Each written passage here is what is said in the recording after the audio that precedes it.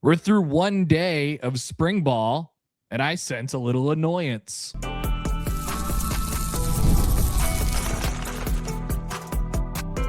You are Locked On Nebraska, your daily Nebraska Cornhuskers podcast, part of the Locked On Podcast Network, your team every day. Hello, and thanks for making Locked On Nebraska your first listen every day. We are free and available wherever you get podcasts and on YouTube, part of the Locked On Podcast Network, your team every day. And today's episode is brought to you by Mazda, who puts the same drive into every detail. Wins define the moment, putting in the work. That defines you. Stay tuned for highlights in this week's Moving the Game Forward. There's more to a Mazda because there's more to you. All right, welcome in. Hello, everyone. I am Mitch Sherman from The Athletic. Connor Happer, 1620 The Zone, is with me. You have found the Locked On Nebraska podcast. New week. It's Monday. Looking back at the weekend, it was a big weekend for the United States of America. Shout out in a wave of the flag to Jack Hughes in the United States men's hockey team for their gold medal winning game. Did you get up early on Sunday morning and check that out? Oh no, as you know, with a child, you're just up. You're up anyway. There's no getting up early. Yeah, you're just up. So yeah, or I was Good. up. My condolences to the people who did not watch that.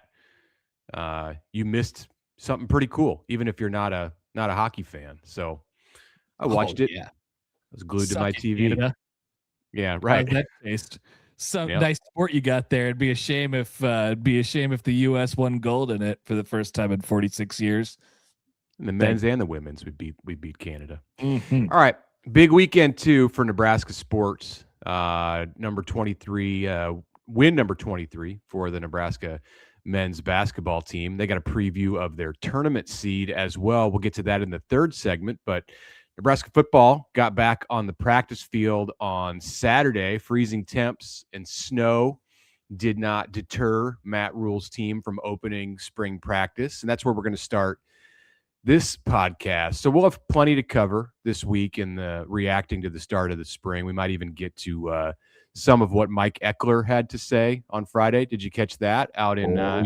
He's in LA now, and he talked about not Matt Deshaun Rule. Foster anymore. Deshaun Foster not in LA anymore. He's not in LA. He might still be in LA. He might still be there, but he doesn't coach for UCLA. So we'll get to that maybe later this week. Today, we're going to focus on Dana Holgorsen, Nebraska's offensive coordinator, who I would say upon review had some of the most interesting commentary from the pre-spring press conference back on Thursday. We covered some of that stuff in the mailbag pod on Friday. We mentioned Holgorsen telling us about Elijah Pritchett and how he had matured and grown quite a bit in the time since a year ago, but even since the end of the season. And that was a great sign for Nebraska football, as we mentioned in our mailbag podcast. I don't think anybody can really debate that. Nebraska has a left tackle that it can rely on. There were a few comments from Dana that waded into some gray area as it marinated over the weekend, and that's where we want to go with this discussion today. So over the next 15 minutes or so, we're going to play 3 clips from Dana Holgorsen and then provide somewhat of a point and counterpoint to each in analyzing what he had to say. And then we'll kind of offer a determination as the hosts of this show on which side we fall. Does that sound realistic? Sound like something we can pull off here? Yeah, who's Mark May? Who's Lou Holtz? Who's Reese Davis, the judge? There goes my camera. But last what is that final verdict? That's what we're gonna do. Something along those lines. So we'll tell you the question first, and then we'll give you Dana's answer. We'll play that. We have audio if you're listening on the audio apps.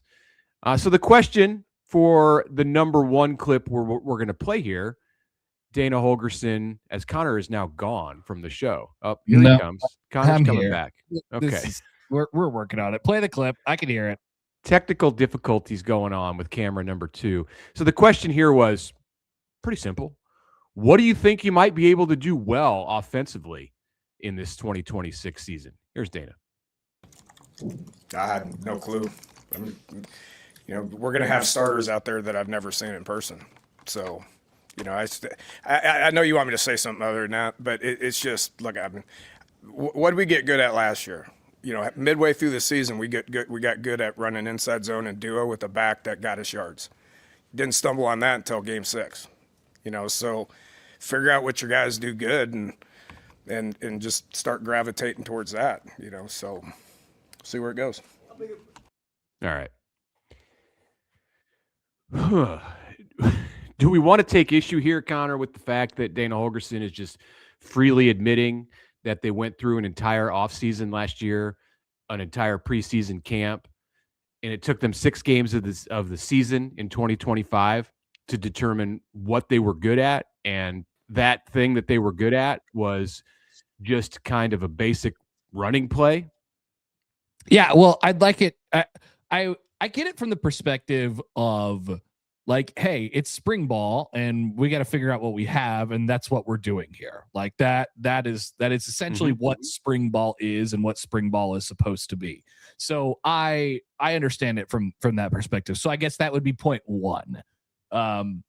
But I think what Nebraska sorely lacks, and what they lacked for almost all of last year, and then obviously people are very much questioning it. I guess I shouldn't say people, myself. I'm very much questioning whether they have an identity this year. So I would like there to be a little bit more of, hey, this is what we do, and you guys, there always has to be like a give and take, right? You're not going to jam a square peg into a round hole. I don't want them to do that. Nobody does. That's not how you build a successful offense. So from a certain perspective, you have to see what you have and then build around it. But I'd like there to be a little bit more of like, hey, you're going into this apparatus, you're going into this system, and it's built this way, and these are some of the principles that we're about, and this is some of what we have to do. I don't like the idea of reinventing the offense based on your personnel. It's like, once again, it's a split. There's a give and take there, but I think there's a little bit too much. Like, I don't know what we're going to be until we're that. I certainly don't want to go down a road where they find out what they're good at in October. Yeah, that's not any way to do it. And it's what he's saying happened last year, and that's not really something that you want to repeat. Nebraska should spend this offseason, and Dana does this, and he talks often about what he does in the month of January, and then he does this again after spring practice, is go through all of the cut-ups, everything that they have done offensively. He doesn't go on the road and recruit in January. Instead, he's won with the film.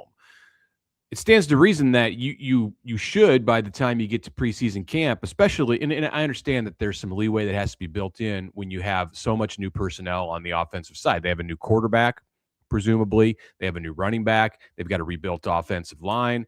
They have a big addition to the receiving corps. It's going to take some time to figure out the nuances and what works with this offense. But to have no idea, and we'll get to, I want to make another point in a second, but to have no idea what he said right now here as they begin spring practice, to me, raises a bit of a red flag. I will say, and I think we hear this as a common thread through all of what we're going to go through here with Dana Holgorsen, there's a bit of like dissension in his voice. Like, I think whatever might have been suggested by the reporters on this Thursday in February was going to rub him the wrong way. Like, that's kind of how he came into the room on this day. Like, he was going to be a little bit argumentative, have some disagreements with whatever the reporters in the room were saying. And I think that speaks a bit to the vibe and the tone around Nebraska football right now. And in part, that's probably why we haven't heard a lot from them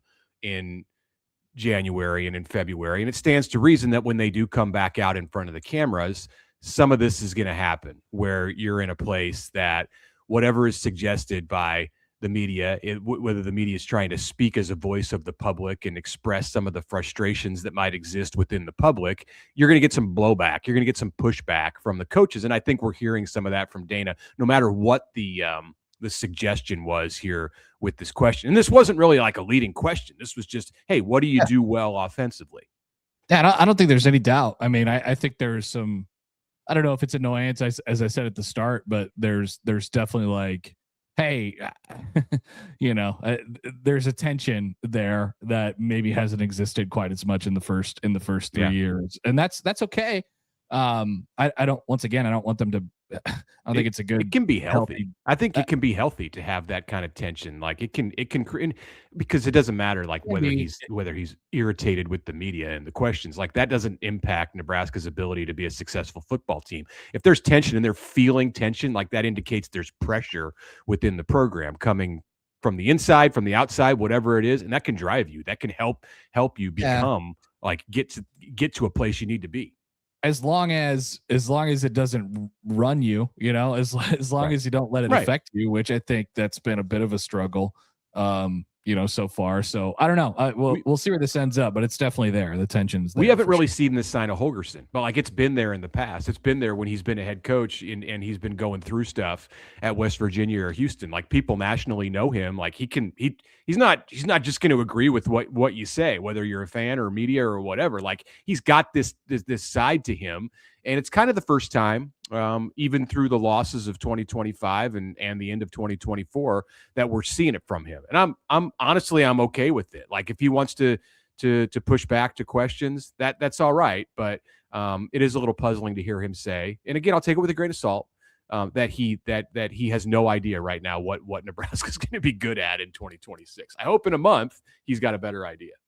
All right. So when we come back, we'll get to a couple more clips and we'll hear that through line of tension again, and we'll continue on here on the Locked On Nebraska podcast.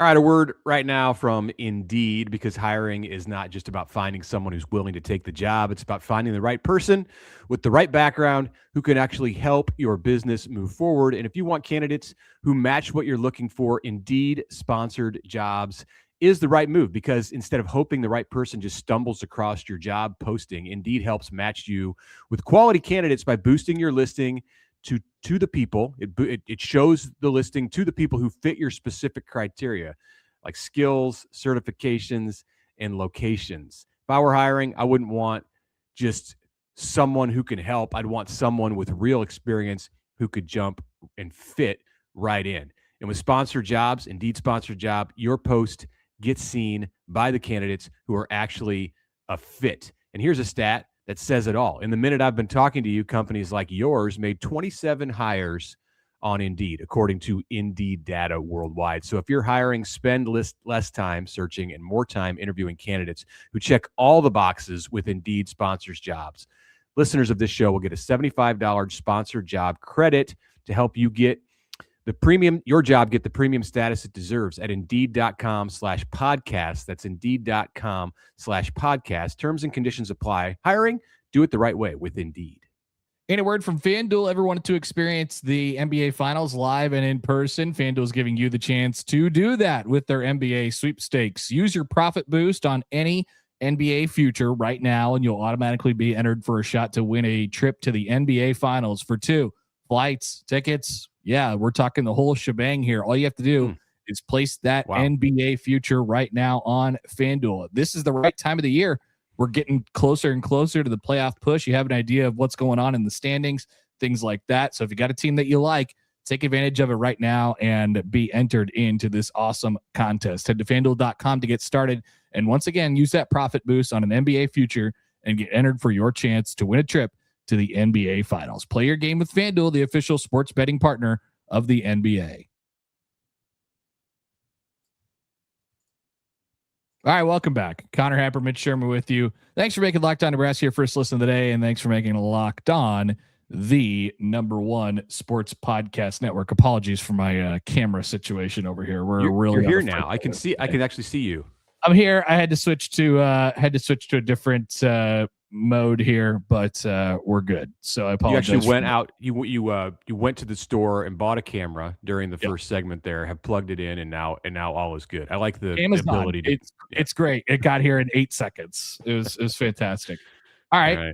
So here's one of the clips that was going around this is from Thursday's media availability. Nebraska didn't practice on Thursday. They practiced on Saturday. Dana Holgorsen was asked, Was there anything in particular that you learned from last year's experience coaching, being the offensive coordinator at Nebraska? Here he is. Nah. I'm doing this 33 years now. Pretty much seen it all. Do you know the offense better? I mean, we're constantly just tweaking things and tweaking things and tweaking things to where it's not foreign, so. But no, I thought we made strides last year. I don't know how you guys feel about it, but, I thought we made strides, and there were some things that went wrong that set us back and didn't detour me and what I think this offense is capable of. Yeah. So these are chronological, these three questions. There's much in between, and we're not trying to only highlight this stuff. Like we said, he said things about Elijah Pritchett. He talked about Quasi Gilmer, Nebraska's new wide receiver, and Dana was very high on the wide receivers as a whole, and praised the work that Nebraska did as a program to retain Ja'Cory Barney and Isaiah Hunter. So I don't want to make it sound like the entire press conference went this way, but you can. These are notable things that he's saying. Did you learn something from this season where, your offense struggled a lot to protect the quarterback, so much to the point that you didn't figure out, as you said here a few minutes earlier, what you were good at until halfway through the season? That's just on its face a problem. And then down the stretch, there was just a real lack of identity. Now the starting quarterback, 22-game starting quarterback, was injured, and you had to adjust, but that happens in football.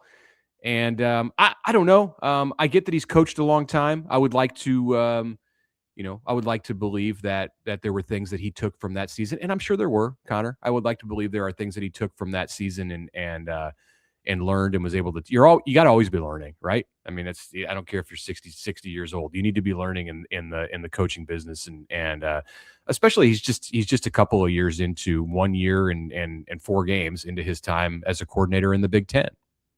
Yeah. I was, the line that kind of caught me out of that was I'm learning the offense, or something along the lines of we're learning the offense. Like, and he sort of phrased it as like, I'm learning the offense, which is sort of it's your offense, right? Mm-hmm. So, I don't know. I don't really know how to read into that, other than, you go back and, into the off season, and he popped up as a name to go to other places. And, I'm sure that he's always interested in other opportunities that may or may not come up. And I don't know, just, he doesn't feel like he doesn't feel like that he really, I don't know. Is it his offense? Is it Matt Rule's offense? Whose offense is it? If we're asking that question right now, I don't know. Like that probably is not a good thing for the offensive coordinator. And if you don't know which direction you're going to take it as the offensive coordinator, that piles on the concern on top of that. So I once again, there's another through line there. I see the frustration. I hear it in his voice. And I really, these are just going to be things that are going to get said all throughout the lead up to the season. And I guess we'll have to see how it goes. And if they make something out of it, then great. If not, we'll probably be looking back to this point and saying, man, did he actually want to be here? I'm real, like, that's where my mind went. It's a viable question. I think it's a viable question hearing some of this. And I do encourage people, if you have a chance, to listen to the whole thing too. His tone was up and down, and there were some things that he was very positive about, and agreeable with the line of questioning. We said we would offer kind of a verdict on each of these, and these first two answers that we played, I want to say that I'm going to give him the benefit of the doubt, that I think there was frustration, but I do think that he has a sense, despite what he said there, what Nebraska does well offensively. And I think he will get more of a sense. Like, the reality of it is, I think he will have a pretty good sense after the spring of what they do well offensively. And I also think that he did learn things from last year. I think what you're hearing with him is like some again, frustration, just some kind of desire to be a bit argumentative. Like, I think he feels like maybe they've been beaten up a little bit in the public space, and he's maybe trying to give a little bit of pushback there. So that's my verdict on those first two. I feel differently about the third one. I'll add something to that before we get to the third one here. Like, I think there's probably a desire to not throw people under the bus who were in last year's offense, specifically the quarterback. I think there's probably a thinking in house that things will change and be different, and they'll get things to go their way now that they've gone a different way at that position. And he didn't want to it doesn't do him any good to say that. So I think he's probably trying to do everything he can to not say that and try and having it. And that puts you in a tough spot as a coach. Yeah. Right. Okay. This is the third clip I'll introduce this year, and you can hear the question. We've got the question included here in the audio. The question is coming from Sam McEwen of the Omaha World Herald. And he never quite gets to the question because Dana, starts to answer where he thinks the question is going. So you can hear Sam setting this up and then Dana taking over. Here it is. You're kind of kept from the skepticism that fans have about the running backs. They probably don't care about that. But is it the fans or is it you guys? I think both. I think a little bit of I think you guys are worse than assistant coaches when it comes to we just need to keep adding people. There's limitations on how many people you can have on your roster. There still is. And look, if you look at the running back room, Mackay had a great bowl game. I mean, he did some things that Emmett can't do, and Emmett's going to be so mad that I said that. But he did. He like his first touchdown. I don't know if Emmett could have got there, But and we know everybody knows how I feel about Emmett. But Mackay, Mosey is an incredibly powerful freshman. He's going to get better and better. You got Quentin Ives. Everybody's mad about our short yardage run game. Including me, he was 4 for 4 on short yardage third downs in the bowl game. He took a step in December. If he would have went the other way, we might have went out and got somebody. But he showed that he showed promise. Jamal Rule, freshman, talented, probably runs better maybe than all of them. He just got here. Connor Booth is a scholarship kid. I mean, we have 6 guys. Hopefully I didn't leave anybody out, but the point is you can't just. It gets to a point where if you add somebody, you got to get rid of somebody, and we're just at a point where we added what we can add, and our roster is set, and we're going to coach the heck out of them. All right, you want to start with this one? I have a hard time believing that they didn't add anybody because of roster limits. When has that ever? There's room. They're under the limit. Okay. They're under the limit. You want to say that you didn't have enough money to hire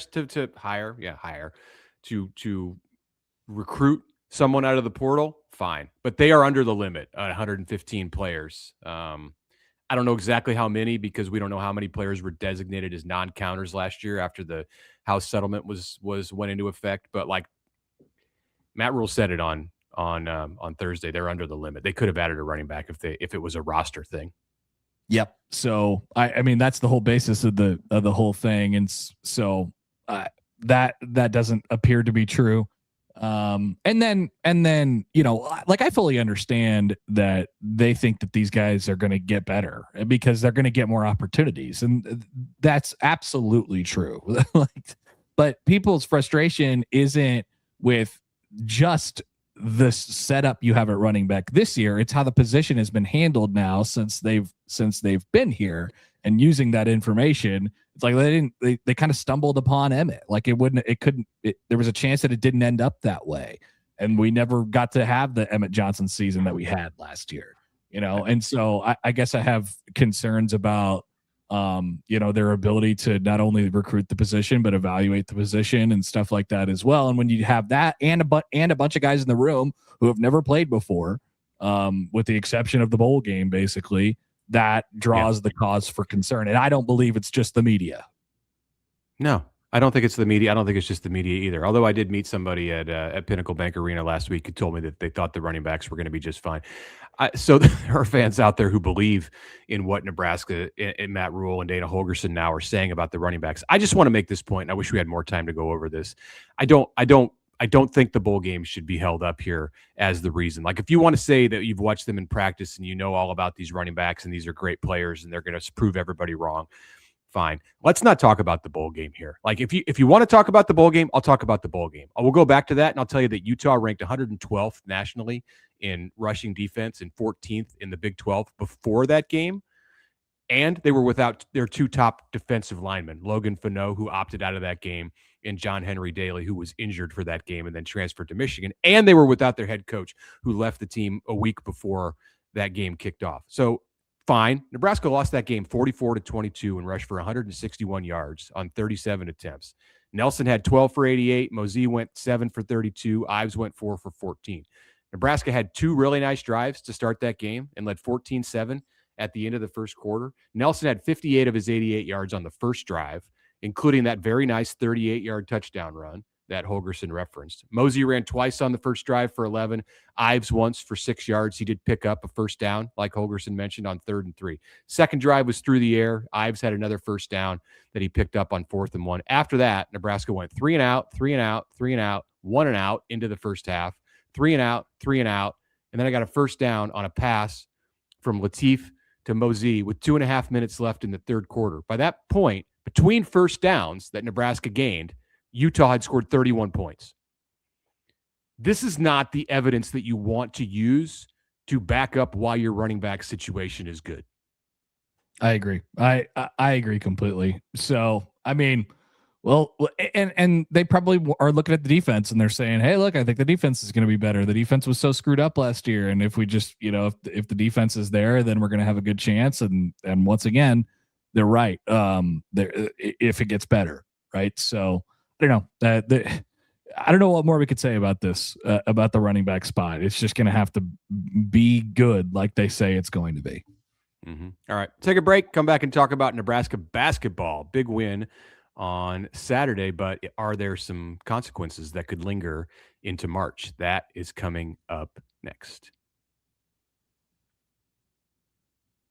Right now, a word from Mazda. This is Mazda's Moving the Game Forward segment. For those who show there's more to the score than what's on screen, we will highlight a player or a coach or a fan or a moment that defines what matters in the sport during this time. And this week, yes, we are going to do a coach. It's only been players so far, but we're going to spotlight Nate Lenzer, the Nebraska assistant coach who specializes in running the defense. He is the defensive coordinator, so to speak, and he's moving the game forward with Lenzer's work for Nebraska.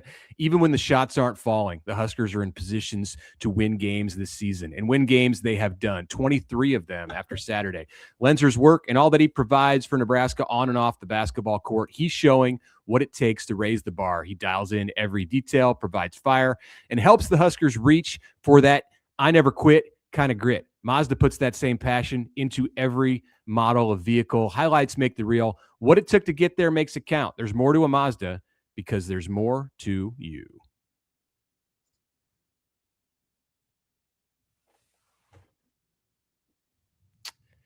Did you like that, Nate Lenzer, for we're branching out? Well deserved, I think. I'd say so. Yeah. All right. Nebraska basketball on Saturday beat Penn State. Do I have that score right? 87, I think it was 87-64. Was it 89? It was a lot to not that much. A 20-point plus win for Fred Hoiberg's Huskers. Pryce Sandfort had 33 points, a career high. He scored 20 in the first half. Could not miss in the first half. Sadly, in the final 5 seconds of the first half, he missed a three, or he would have been perfect in the first half. Tied the single game record for Nebraska with 8 3-pointers in that contest. Braden Frager got back to looking like himself, getting rebounds, athletic, getting some spring in those legs. Sam Hoiberg was Sam Hoiberg. Leo Curtis played for the first time in a while and gave Nebraska some quality minutes as a big, especially in the first half. No, Burke Buchtengel was out with the European sickness that's making its way through the Huskers.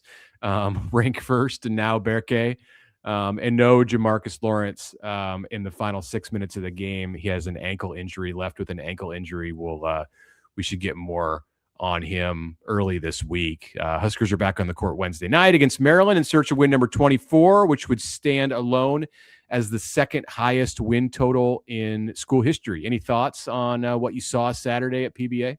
Yeah, Penn State sucks. Holy Yeah, they're crap. terrible. I mean, they pushed a couple teams and had some close losses on there at 2-15 in the league now. I mean, they are horrible. Yeah, I don't know what's going on with the direction of that program. This is the third year in that coaching regime, and they're not good at anything, which is a problem because even some of the bad teams in the Big Ten, like Northwestern, they just play with a lot. It's a Chris Collins team. You can tell from watching it. They play like they're tenacious in the way that they play. They're going to just get after you on defense, even if they're not talented. Penn State is bad at everything that they do, which, sorry, they just are. They are. That was what jumped off the page to me. I'm like, what are these guys doing? But yeah, good for Nebraska to get a, sort of back on the right track and feeling a little bit better about yourself before another one that is theoretically a little bit like that. At least that's what the records would tell you against Maryland. So coming up before they go to the West Coast road swing, which looks maybe slightly more daunting now with UCLA's buzzer beating win against Illinois. So we'll see, but Nebraska will have a heck of a final 3 games of the regular season. Maryland beat Washington on Saturday and beat Iowa on the road. In College Park a couple weeks ago. So beat Minnesota recently. Maryland's better than Penn State. Nobody's worse than Penn State in the Big Ten. And Nebraska struggled at times in that game against Penn State. There was a stretch in both halves where it was very disjointed on the offensive side. So even getting up over 80 points and Pryce Sandfort just, I'm not going to say he saved them because I think Nebraska would have beat Maryland or Penn State without Pryce Sandfort, but he prevented it from looking really, really ugly at points in that game. Yeah, I think so too. Then there was the bracket reveal, which unlike the college football playoff, they'll do this just once before. Have they done this in previous years? I mean, I would be probably oblivious to it, but I don't like it. For the record, it's going on. I don't know exactly how long now. It probably more than a handful of years now. But I know they do it in baseball and in volleyball. So I assume, it's something they've done in basketball. I do not like this. I want to be surprised on Selection Sunday. I don't need you to tell me who the top 16 seeds are on February 21st. Wow. Against content. I mean, it's fine, but no, I want. Selection Sunday, it's supposed to just all come at you right there. I don't like it or not. We would have had a pretty good idea where Nebraska was sitting because I don't think where they ended up was much of a surprise. Nebraska in as a 3 seed at the moment, or as that show was, which by the way, as that show is being done, I mean, Kansas goes out and loses, and, and like all this. Texas Tech lost their top guy for the rest of the season. So they're probably not going to show up in there as a 4 going on. But the ones were Michigan, Duke, Arizona, Iowa State. Of course, Michigan and Duke then played each other later that night. Iowa State went out and lost to BYU. Arizona went out on the road and beat Houston all on that same day. So Duke presumably would switch places with Michigan, you think? And in theory, Duke beat Michigan. So.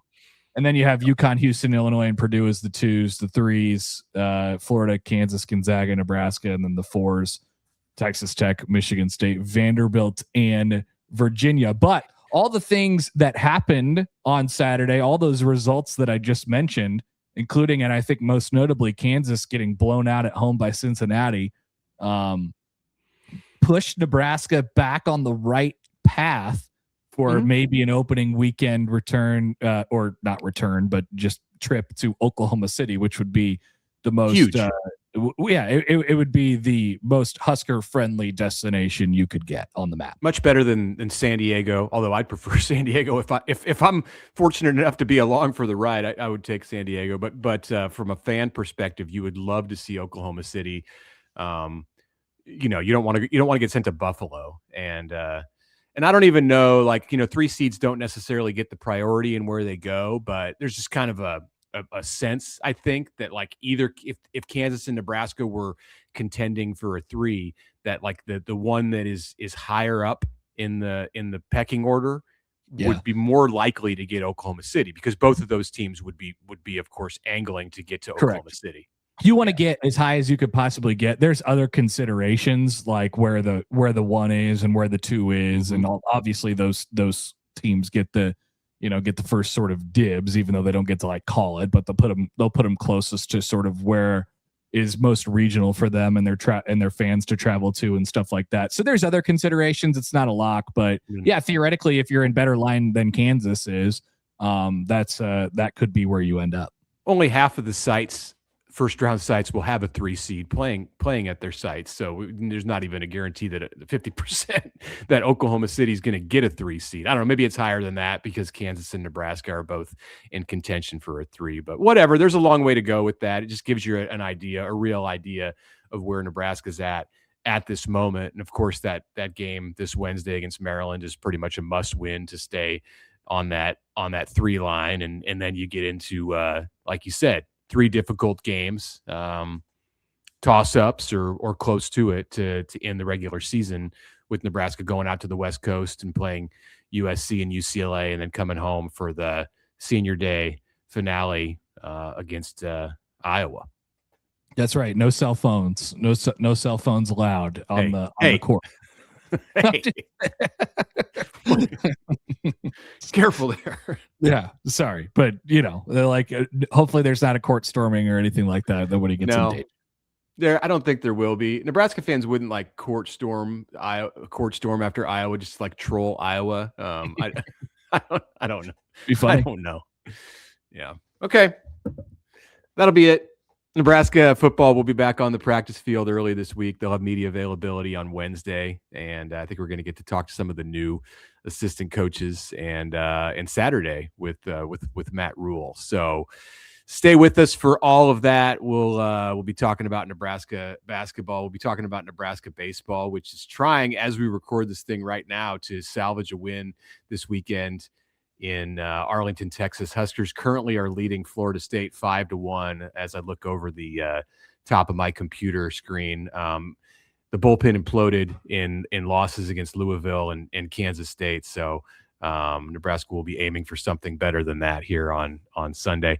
Thanks for staying with us today on this Monday. Be sure to join us again tomorrow. Make sure you subscribe and follow Locked On Nebraska to get all the latest episodes. For those of you on video, we're going to send you over to the first ever 24/7 National Locked On Podcast Network YouTube channel. And on audio, make your second listen the Locked On College Football Show. Thank you for joining us today.